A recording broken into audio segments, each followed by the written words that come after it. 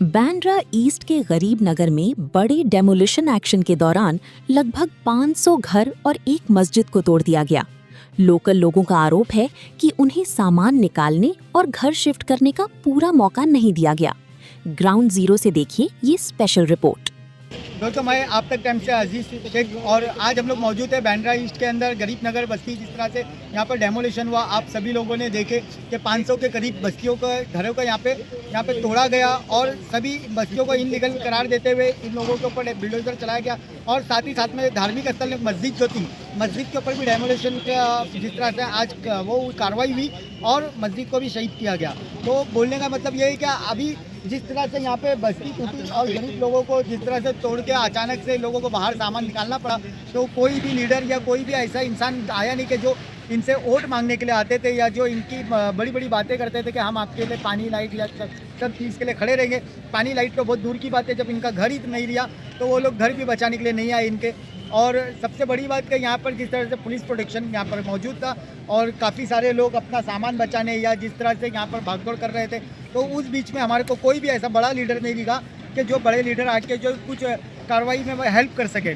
तो हम गवर्नमेंट से और प्रशासन से ये कहना चाहेंगे कि ख़ास तौर पे जो ऐसे घर के जिन लोगों को कोई सहायता नहीं मिली, वो लोग अचानक से अगर बेघर हो जाते तो उनका कुछ ना कुछ उनके लिए हल निकले या उनको मदद मौजूद होना चाहिए कि मदद मिले उन लोगों को। और दूसरी बात मैं ये बोलना चाहूँगा मेरे न्यूज़ चैनल के माध्यम से कि जितने भी यहाँ पे घर हैं और जितने भी लोग परिवार यहाँ पर थे, तो वो लोग अभी परेशान हाल होंगे। तो जितने भी नेता या जो भी लोग जो बड़ी बड़ी बातें करते हैं, तो वो लोग अब आगे आके अपनी जितना भी वो लोग करते थे तो अभी आके यहाँ पे मदद करे या जो भी करे तो उनका देखने में हमारे को आएगा। अभी तक लगे तो मेरे को ऐसा कुछ राहत सामग्री या ऐसे कुछ नज़र नहीं आया है। यहाँ पर सिर्फ लोग और टूटा हुआ मलबा और जिस तरह से डेमोलेशन ये और पुलिस प्रोटेक्शन यही नज़र आ रहा है और लोकल जो यहाँ की पब्लिक है वो नज़र आ रही है, लेकिन कोई भी ऐसा लीडर ऐसा कोई मदद करने वाला नज़र नहीं आया। तो ख़ास तौर पे मैं मेरे न्यूज़ चैनल के माध्यम से यही कहना चाहूँगा कि जिस तरह से गरीब नगर के अंदर जिस डेमोलेशन हुआ और लोग बेघर हुए, तो इसके लिए मदद के लिए आगे आइए और जहाँ तक हो सके तो इनको गवर्नमेंट से या सरकार से कुछ ऐसी मदद मिलनी चाहिए ताकि ये लोग बेघर होने से बचे या इनको कुछ ना कुछ ऐसा घर मिले या इनको राहत सामग्री मिले। Thank you.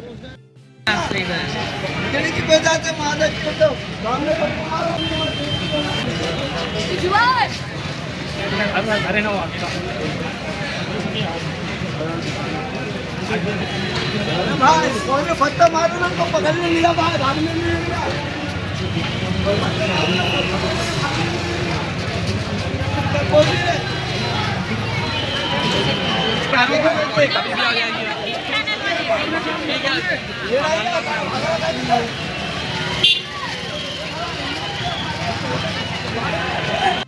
Anti encroachment drive है।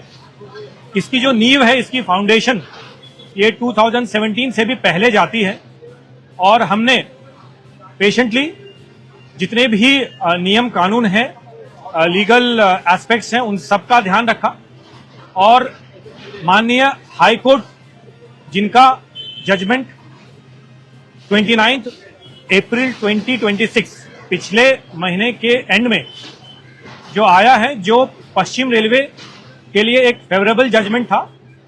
ये भी निर्देश में, इस जजमेंट में ये भी मेंशन है कि 100 चिन्हित 100 आइडेंटिफाइड जो हटमेंट्स हैं उनको नहीं हटाना है। 500 के करीब हमें हटमेंट्स क्लियर करने हैं माननीय हाईकोर्ट के आदेश के अनुसार और उसी को हमने इंश्योर किया है। आज पहला दिन है हमारा। अगले कुछ दिनों तक ये हमारी ऑपरेशन चलती रहेगी। आने वाले कुछ वर्षों में हमें मुंबई के पश्चिम रेलवे के मुंबई एरिया से 50 और एक्स्ट्रा मेल एक्सप्रेस ट्रेन चलानी है और उसी दिशा में आज का ये जो कदम है वो बहुत महत्वपूर्ण है। फिलहाल हम मुंबई एरिया से करीब 50 ट्रेन ऑलरेडी चलाते हैं एवरेज एवरी डे और इसी को हमें डबल करना है। हम सभी जानते हैं कि जोगेश्वरी टर्मिनल ऑलमोस्ट रेडी है, वसई रोड टर्मिनल बनने वाला है, बट उसका जो कंस्ट्रक्शन है वो शुरू होने वाली है। और सिमिलरली जिस जगह पे हम खड़े हैं, बांद्रा एरिया है ये, यहाँ बांद्रा टर्मिनस पास में हमारी टर्मिनल स्टेशन है और बांद्रा जो लोकल स्टेशन है जहां से लोकल ट्रेन चलती है, तो पूरे बांद्रा टर्मिनस स्टेशन का रीडेवलपमेंट आने वाले सालों में होगा। यहाँ एलिवेटेड रोड्स रहेंगे, यहाँ मल्टी स्टोरीड बिल्डिंग्स बनेंगी और ये जो पूरा एरिया है वो एक इंटीग्रेटेड रेलवे कॉम्प्लेक्स के रूप में विकसित किया जाएगा, जिसका सीधा इम्पैक्ट ये होगा कि हमारी जो कैपेसिटी है ज्यादा से ज्यादा ट्रेन चलाने की वो और बढ़ेगी। आज बांद्रा ईस्ट के अंदर जिस तरह से डेमोलेशन हुआ, तो हमारे साथ में पश्चिम रेलवे के वरिष्ठ अधिकारी यहाँ पर मौजूद है, तो हम सर से पूछना चाहेंगे, सर इस डेमोलेशन के ऊपर आप क्या जानकारी देना चाहेंगे? जी देखिए, ये जो पूरी डेमोलिशन एक्सरसाइज है, इसमें हमारा जो एक इम्पॉर्टेंट बात ध्यान रखने की है वो ये है कि माननीय हाईकोर्ट ने 29 अप्रैल को एक जजमेंट दिया है। उस जजमेंट में उनके स्ट्रिक्ट इंस्ट्रक्शन है कि इंस्ट्रक्शन के हिसाब से यहाँ 100 चिन्हित अपार्टमेंट्स को छोड़कर बाकी जितने इलीगल स्ट्रक्चर हैं इन सबको डेमोलिश करना है।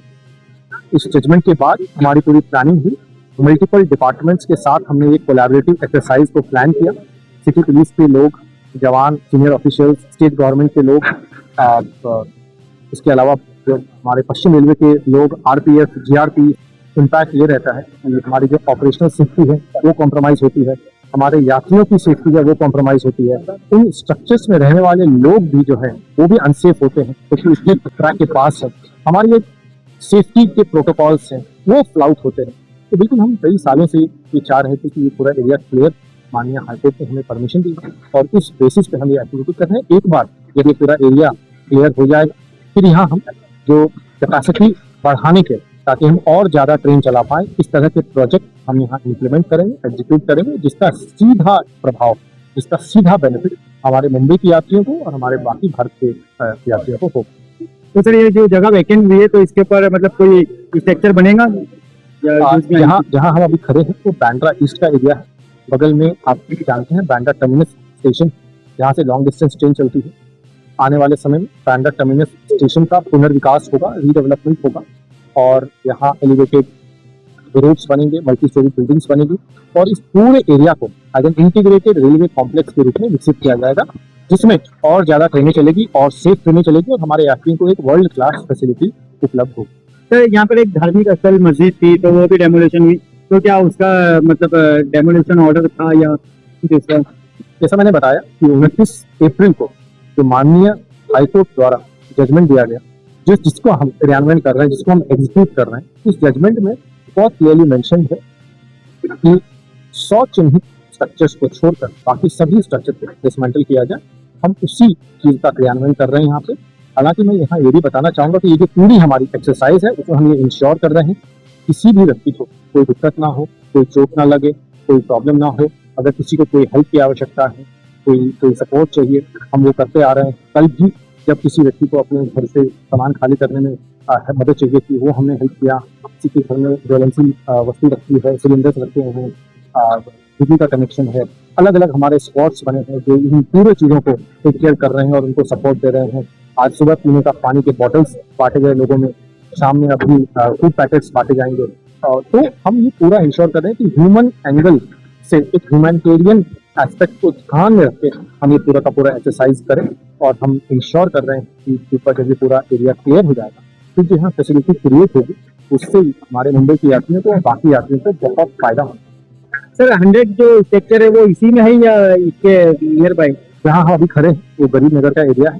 जो माननीय हाईकोर्ट की जो आदेश है उसमें क्लियरली मेंशन है कि इस गरीब नगर एरिया जो 100 चिन्हित स्ट्रक्चर है उनको छोड़कर बाकी सभी को डिसमेंटल किया है।